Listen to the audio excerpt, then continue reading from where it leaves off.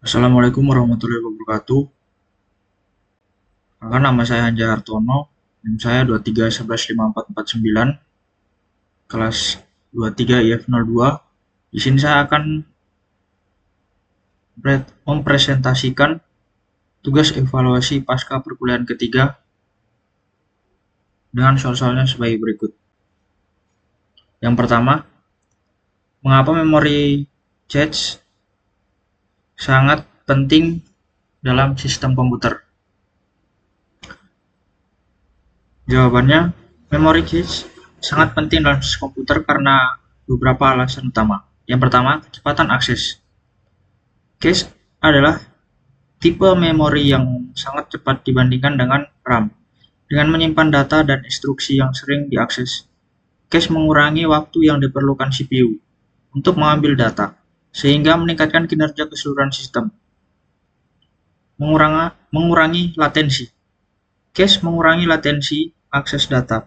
Ketika CPU memerlukan data, ia terlebih dahulu memeriksa cache sebelum mengakses RAM. Jika data ada di cache atau cache hit, proses jauh lebih cepat daripada jika harus mengambil data dari RAM atau cache miss. Efisiensi energi. Mengakses cache membutuhkan lebih sedikit energi dibandingkan mengakses RAM. Ini sangat penting dalam perangkat mobile atau sistem yang perlu menghemat daya. Bottleneck. Penanganan. Cache membantu mengatasi bottleneck yang dapat terjadi antara CPU dan memori utama. Tanpa cache, CPU harus sering menunggu data dari RAM yang lebih lambat. Dan yang terakhir, penggunaan data yang berulang. Banyak program memiliki pola akses data yang berulang. Cache memanfaatkan pola ini dengan menyimpan data yang sering diakses sehingga meningkatkan efisiensi. Lanjut pada soal yang nomor 2, yaitu apa perbedaan antara L1, L2, dan L3 cache? Jawabannya, L1, L2, dan L3 cache adalah berbagai tingkat memori cache dalam arsitektur komputer. Masing-masing memiliki karakteristik dan fungsi yang berbeda. L1 cache atau level 1, kecepatan paling cepat di antara ketiga jenis cache. Ukuran relatif kecil, biasanya antara 15 KB hingga 128 KB. Lokasi terintegrasi langsung ke dalam CPU. Fungsi menyimpan data dan instruksi yang paling sering digunakan oleh CPU. Terdiri dari dua bagian, L1 data cache untuk data dan L1 instruksi data untuk instruksi. Dan L1 instruction cache atau untuk instruksi.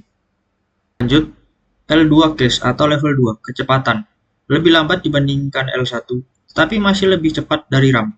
Ukuran lebih besar dari L1, biasanya antara 256 KB hingga beberapa MB.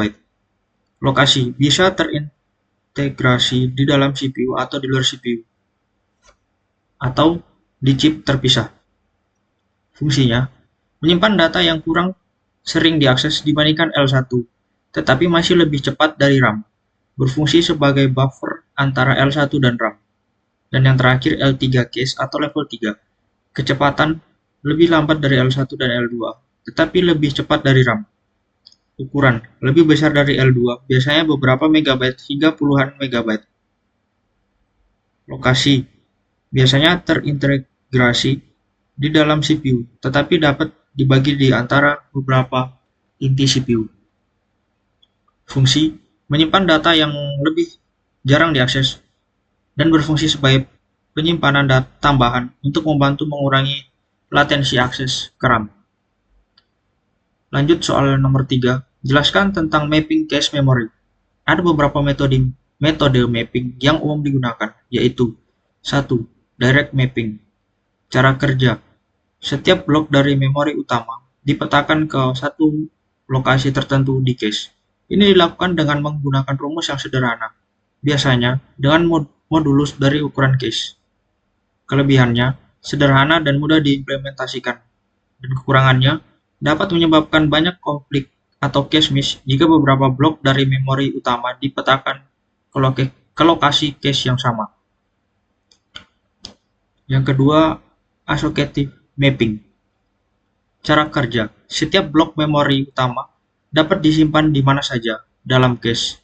Ini berarti bahwa cache tidak terikat pada lokasi tertentu, memungkinkan fleksibilitas yang lebih besar dalam menyimpan data. Kelebihannya mengurangi konflik cache miss karena lebih banyak pilihan untuk menyimpan data. Kekurangannya lebih kompleks dalam hal pencarian dan pengelolaan, memerlukan lebih banyak logika untuk menentukan apakah data ada di cache. Dan yang ketiga, set associative mapping. Cara kerjanya menggabungkan elemen dari direct mapping dan associative mapping. Cache dibagi menjadi beberapa set dan setiap blok memori dapat dipetakan ke salah satu set. Tetapi dalam set tersebut, data dapat disimpan di mana saja. Kelebihannya, mengurangi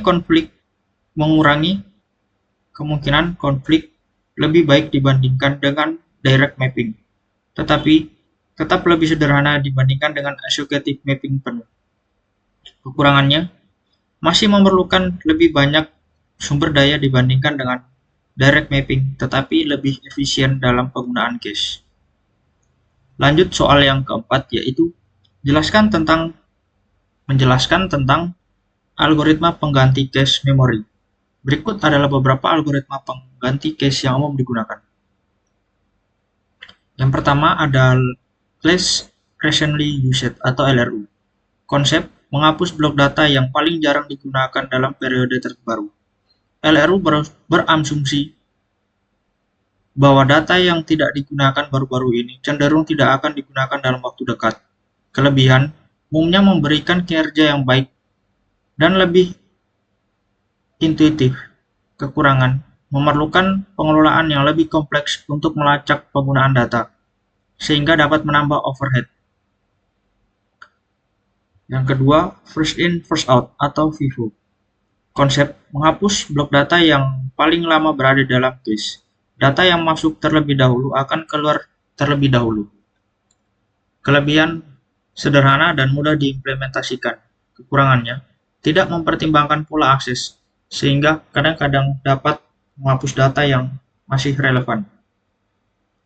Yang ketiga ada Least Frequently Used atau LFU. Konsepnya menghapus blok data yang paling jarang diakses berdasarkan frekuensi penggunaan. Kelebihannya, efektif untuk pola akses data yang berulang. Kekurangannya, memerlukan pengelolaan frekuensi akses yang lebih kompleks dan dapat menjadi tidak efisien jika pola akses berubah. Selanjutnya ada random replacement. Konsepnya memilih secara acak blok data yang akan dihapus. Kelebihannya sederhana dan tidak memerlukan banyak pengelolaan. Kekurangannya tidak efektif jika dibandingkan dengan algoritma lainnya dalam banyak kasus. Dan yang terakhir ada optimal replacement. Konsepnya menghapus blok yang tidak akan digunakan lagi untuk waktu terlama di masa depan.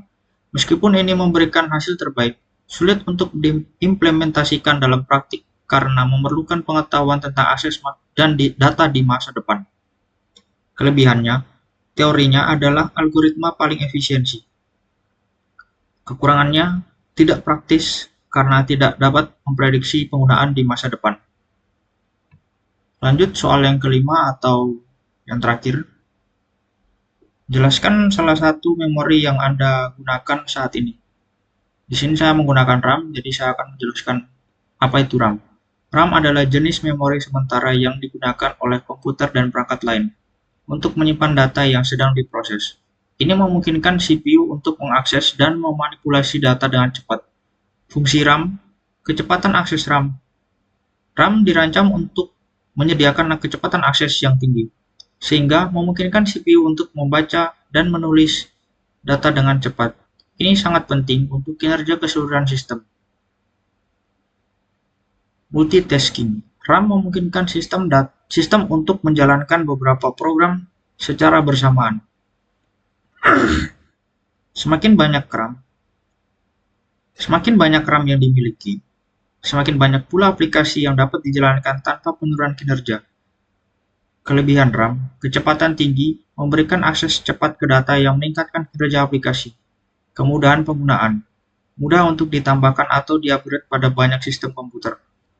Kekurangan RAM, volatilitas. Data yang disimpan di RAM hilang saat daya dimatikan, sehingga tidak dapat digunakan sebagai penyimpanan permanen. Biaya. Meskipun lebih murah dibandingkan beberapa jenis memori lainnya, RAM masih bisa menjadi komponen yang mahal jika kapasitasnya dibutuhkan besar. Sekian hasil tugas evaluasi pasca perguruan ketiga. Jika ada salahnya, saya mohon maaf. Assalamualaikum warahmatullahi wabarakatuh.